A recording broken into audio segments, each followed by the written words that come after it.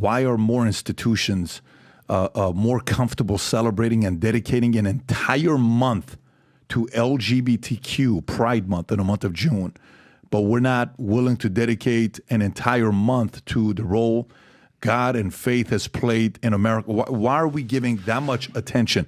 The other day we pulled up the number of days we have that we dedicate to LGBTQ. There's roughly 145 days a year that are dedicated to that.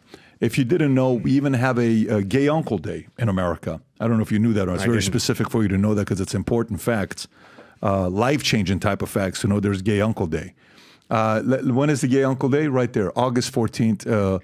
It's actually coming up, in the next 5 weeks, Rob. To all the gay uncles out there, we're going to celebrate you on August 14th.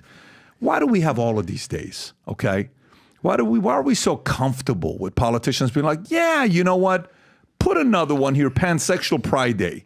Let's do World AIDS Day, December 1st. Let's do a November 20th, Transgender Day of Remembrance. November 13th through the 19th, let's do Trans Awareness Week. November 8th, let's do the Intersex, a Day of Remembrance. May 19th, yeah, let's do the Gender Pride, Day.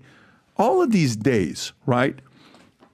And then faith, no, we can't mix them up because that's you're forcing it down people's throat. Don't do it. You don't want to. What makes you separation from church and state? Don't put God. Don't bring faith. We got to kind of do your own thing. You're a little bit too much. You're too religious for me.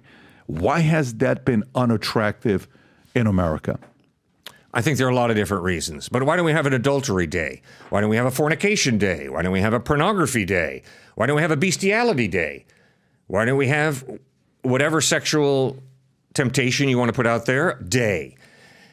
I mean, you're right. It's a sad state of affairs. Now, what I am very grateful for is we don't get into gay bashing. Why? Because the Bible teaches that the value of a human being has nothing to do with their sexual practice. It has to do with the fact that we all are created in the image of God. And I have to apologize to my gay friends for the gay bashing that has gone on in our culture. So we despise that, and we stand for the dignity and value of all human beings. But good gracious, I hate the part of me that is sinful. I affirm my value as a human being, created in the image of God, but I hate the part of me that violates God's moral laws. And when I disagree with someone about human sexuality and how they practice it, it doesn't mean that I'm minimizing the person. No, I probably love the person more because I know that my feet are of clay, their feet are of clay, and self-righteousness stinks. When you read the Gospels, you'll notice how Jesus attacked self-righteousness because it's a religious pride. It's religious arrogance. So we have to be very, very careful that we teach people that all human beings have equal value because we're all created in the image of God. The ground at the level of the cross of Jesus Christ is level. We all need His grace. We all need His forgiveness. And just because my sin doesn't happen to be the practice of homosexual sex, just because my sin has more to do with lust and that type of heterosexual sin, doesn't make me inferior or superior to anybody else. We all are in desperate need of Jesus Christ, His grace, His forgiveness, His love, and His power to change. So it's a complex situation. There's no question about it, no simple answers, but there's so many different ingredients that go into this. It's incredible. And I'm still convinced that Satan is having a heyday in our culture, just ripping people away from Christ and ripping them away from the scriptures and having them buy into moral relativism, secularism.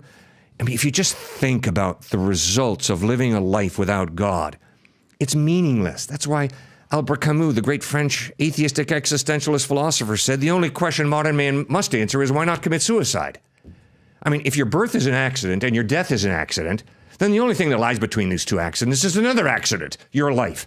So why continue to suck wind? Why not just end it all? And his point was, if you don't think about that, you're being intellectually dishonest.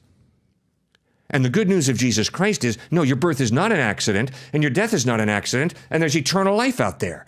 So you better handle life very wisely and very carefully, and you better use the talents that God has blessed you with to make this world more like heaven will be. And that's really understanding and coming to grips with the purpose of life.